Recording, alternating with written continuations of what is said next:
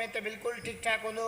जी दोस्तों असां हिन वक़्तु मौजूदु आहियूं असांजे पंहिंजे शहर अरिड़हं मील जे ख़ूबसूरत पटन ते, जिते ख़ूबसूरत वाह वही रहियो आहे। ऐं असांजा बहितरीनु दोस्त जेके आहिनि असांजा नंढड़ा उभरंदड़ शाइर जेके आहिनि असां वटि पहुता आहिनि। जावेद अली चांडियो साहब ऐं साथ में उस्ताद छत्रोमल ऐं अदा सिकंदर चांडियो साहब। कैमरामैन जेका आहे असांजो इंतहाई बहितरीनु दोस्त पंहिंजो मंसूर अहमद चांडियो साहब। अस्सलाम वालेकुम अदा। वालेकुम सलाम। अदा जावेद अॼु तव्हां असांजे पेज ते सभ खां अवल तव्हां पंहिंजो तारुफ़ कराइजो। अदा मुंहिंजो नालो आहे जावेद अली जी चांडियो यूसुफ खाने ॻोठ खे रहंदो आहे। अच्छा। अच्छा ये यूसुफ खान चांडियो ॻोठ जेको अरिड़हं मील जे वेझो ई आहे। जी जी हिन वक़्तु तव्हांजी रिहाइश किथे वेंदो साईं हितां थी विया मुंहिंजा कंडियारी आहियूं। अच्छा जी जी अच्छा तव्हांजी शाइरी शौक़ु कीअं जाॻियो भला? बसि शौक़ु उभरंदी आहे का। अच्छा जी जी साईं। अच्छा शाइरी जो शौक़ु त तमामु तव्हांजो बहितरीनु आहे, असांखे ॻाल्हि ॾाढी वणी, पर शाइरी में भला तव्हांजो को उस्ताद बिस्मिल चांडियो। बिस्मिल चांडियो आशिक़ अली। बिस्मिल आशिक़ अली चांडियो जी, साहब। अच्छा तव्हांजो जेको आहे सो शाइरी के हवाले से तमाम बेहतरीन गाल कई। बिस्मिल चांडियो साहब तव्हांजो उस्ताद तमाम बेहतरीन असांजे इलाइक़े जो शाइर आहे ऐं जस पेश कयां थो। तव्हां जहिड़ा नौजवान शाइरनि खे जेका आहे ख़ूबसूरत शाइरी जी कला सेखारे रहिया आहिनि। अच्छा उनखां अलावा तव्हां इहो असांखे ॿुधाइजो तव्हांजी का अहिड़ी शाइरी जेका तव्हां असांजे सामिन खे ॾेखारे सघो। ॿुधायो तव्हां ज़रूरु पेश कंदासीं। तव्हांजी फेमस आइडिया हुन अॻियां पेश कंदासीं। जी जी ॿुधायो। जी साईं तव्हांजी शाइरी ॿुधाईंदो डिसंबर जूं शामूं वरी यार आहियूं अचो मोब मिठड़ा नओं नी लायूं। वाह वाह। डिसंबर जूं शामूं वरी यार आहियूं अचो मोब मिठड़ा नओं नी लायूं। कजन मच कचेरियूं कजन के रियाणियूं।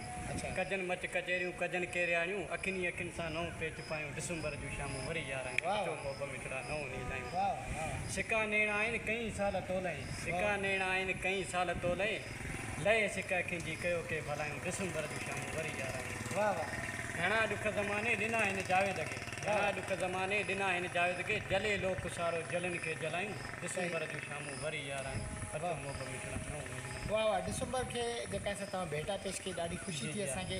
अच्छा असांजे पेज जे हवाले सां तव्हां छा ॻाल्हि कंदव त असांजे चैनल ॾिसंदा आहियो यूट्यूब चैनल या फेसबुक वग़ैरह ते तव्हां ॾिसंदा रहंदा आहियो त असांजी एक्टिविटी तव्हांखे कीअं लॻी रही? माशाल्लाह तव्हांजो ॾिसंदा आहियूं माशाल्लाह व्यूज़ जाम तव्हांजा हूंदा आहिनि। असांखे शौक़ु हूंदा त कॾहिं तव्हांजी आई डी ते अचूं। महिरबानी हुजे थी असांखे आंदो आहे हिनखे मीडिया अॻियां तमामु बहितरीनु। अच्छा उनखां अलावा हिन वक़्तु शाइरी जो तव्हांजो शौक़ु आहे, तव्हांजी फ़नकारनि भला कंहिं शाइरी ॻाई आहे? असीं ॻायो आहे असांखे करीम बश्क मरी बि ॻायो आहे हेॾा वफ़ा जावरी बि ॻायो आहे। अच्छा जी नूर हसन मरी बि ॻायो आहे असांखे। तमामु बहितरीनु। दोस्तो नौजवान टही जो इंतहाई बहितरीनु शाइर जावेद अहमद चांडियो साहब जंहिंजा बिल्कुलु फ़नकारनि बि कलाम ॻाया आहिनि। त इन अहिड़नि इंसाननि जी जेका असां मां चवंदो आहियां त हौसला अफ़ज़ाई कयो जीअं बहितरीनु खां बहितरीनु तव्हां ताईं शाइरी पहुचाए सघे। शाइरी हिकिड़ो दिलि जो जेको सो ॻाल्हि हूंदी आहे, उहा दिलि जी ॻाल्हि वरी दुनिया ताईं पहुचाइण जे लाइ हिकिड़ी वॾी कोशिशि हूंदी आहे। त उन जवान खे आउं जस पेश कयां थो जेको तमामु बहितरीनु शाइर करे रहियो आहे। ऐं तव्हांजो ख़ादम दोस्त वफ़ा सुमरो लाहौती।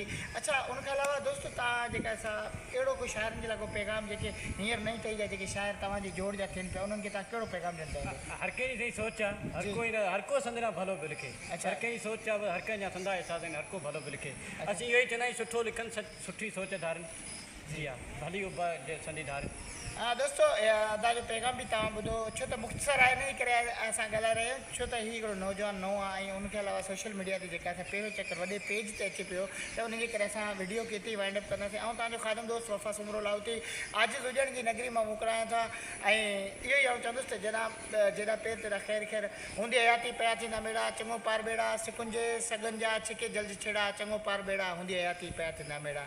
या खणी आजिज़ हुजण जे सुठनि सां त जॾहिं मींहुं वसंदा वीराना कंदे यादि आजिज़ हुजण खे ज़माना असीं प्रीत पंहिंजी पुॼाए वञूं था असीं पंहिंजो वारो वॼाए वञूं था। ख़ुदा हाफ़िज़ दोस्तो।